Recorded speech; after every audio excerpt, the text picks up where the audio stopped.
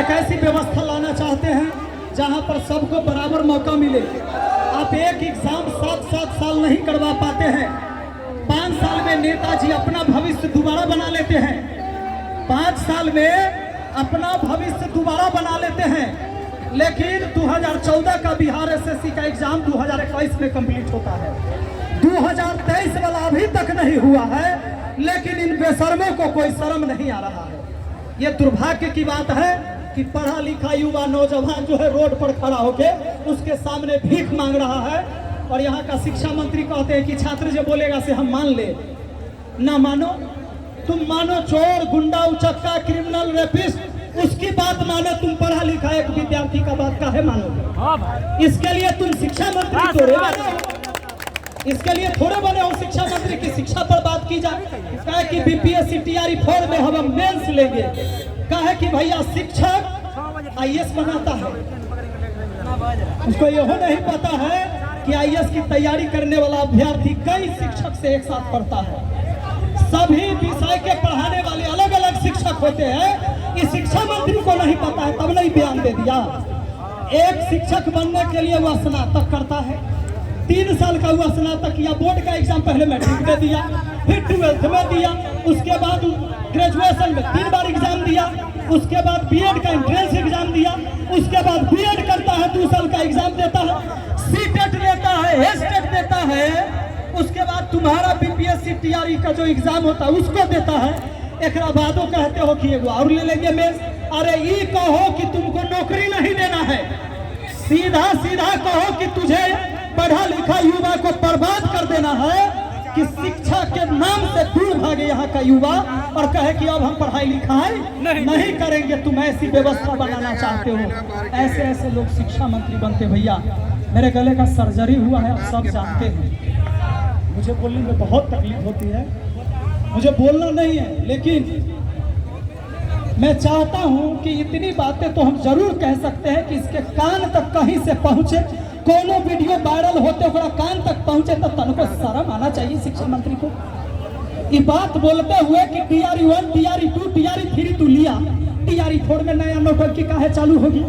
और आज कहते हैं, आज का वीडियो आता है कि अब तो विभाग जानेगा, उस पर हमारा करे। भाई शिक्षा मंत्री हो, विभाग तोरा से बाहर चल रहा है क्या? तो तू कहला शिक्षा मंत्री है, तू वार्ड के चुनाव लड़वा, कहला शिक्षा मंत्री है तो तुम्हें यह बात पता नहीं कि विभाग तोरा अंदर है कि नहीं है। ये दुर्भाग्य की बात है भाई। और एगो न है 15 सूत्रीय मांग है जिन युवाओं का। अच्छा देख लीजिए, रेलवे का एग्जाम देते आप लोग, एसएससी का एग्जाम देते हैं, आंसर किया आता है, आप पता करते हैं कि कौन सवाल गलत बनाए थे, कौन सही बनाए थे, हमारा कितना नंबर सही कितना गलत हुआ। ये बिहार पुलिस दरोगा के एग्जाम में नहीं देता है। काहे नहीं देते हो? चोरी करता है। कौन खेला होता है अंदर जो तुम देते नहीं हो? क्यों जान जाएगा कि हम क्या बनाए थे, कितना बनाए थे, कितना नंबर आया, हमारा कितना आया, बगल वाला के कितना आया। इसलिए ये सब जारी करो। देखिए ये 15 सूत्री रहे चाहे 50 सूत्री रहे, सारा व्यवस्था खराब है, सारा विभाग खराब है। और यहाँ तक की स्थिति तो यह है, जितने युवा यहाँ पर खड़े हैं ईमानदारी कहिएगा, सरकारी कोनो दफ्तर में जाइए आपको डर लगता होगा, एक को वो काम करवाने जाइए। Yes sir. जो काम करवाने जाते होंगे ना आपको लगता होगा बिना रिश्वत के को वो काम नहीं होगा। पता नहीं हमें सुनेगा कि नहीं सुनेगा। ये स्थिति पूरे विभाग का बनाया इन्होंने। 70वीं बीपीएससी वाला परीक्षा रद्द करने की मांग बच्चों याद है, बापू सभागार में क्या किया था इन लोगों ने? कुछ को पहले से क्वेश्चन बांट दिया और कुछ को क्वेश्चन नहीं दिया कि एग्जाम देते हो। कोई हॉल में एग्जाम चल रहा था, कोई हॉल में सन्नाटा है, पेपर लेके भाग गया, दोबारा परीक्षा कराता है, दोबारा परीक्षा कराएगा ये लोग, लेकिन व्यवस्था को ठीक नहीं करेगा। बीपीएससी एडीओ वाला परीक्षा का क्या किया? चोरी करवाता है लोग है, और जब गड़बड़ हो जाता है तो धक्का खेले आप लोग चलिए।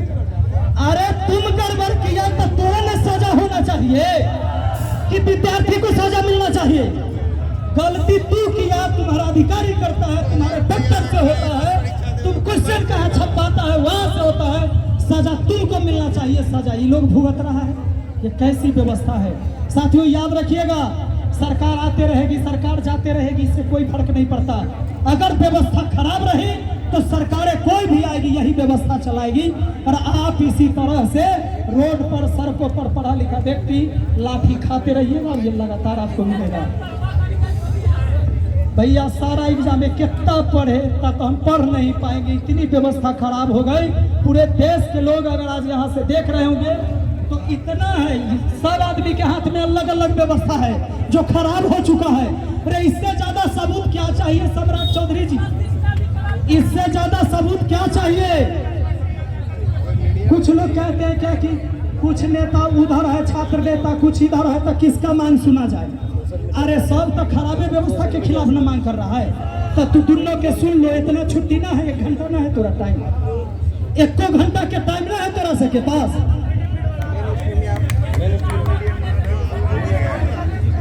2 मिनट के दूरी पर है, वहाँ भी बैठ के सुन लो, यहीं सुन लो।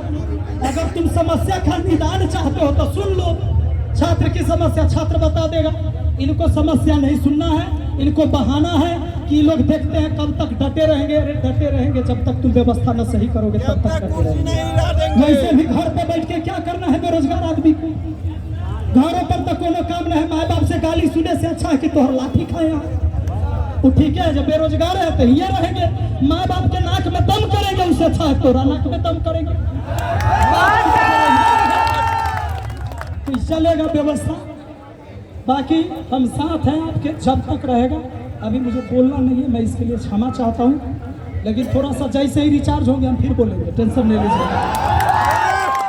आप लोग विपिन सर के लिए एक बार जोरदार ताली बजाइए।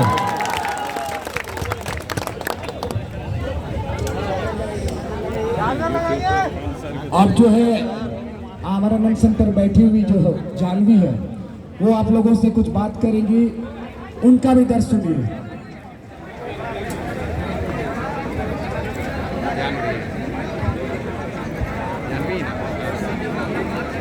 यहाँ पर आए हमारे माननीय रोशन आनंद सर, विपिन सर, हम तमाम शिक्षकों का गर्दनी बाग से इस्तकबाल करते हैं और उनका आशीर्वाद इसी तरीके से मिलते रहे। हम इसके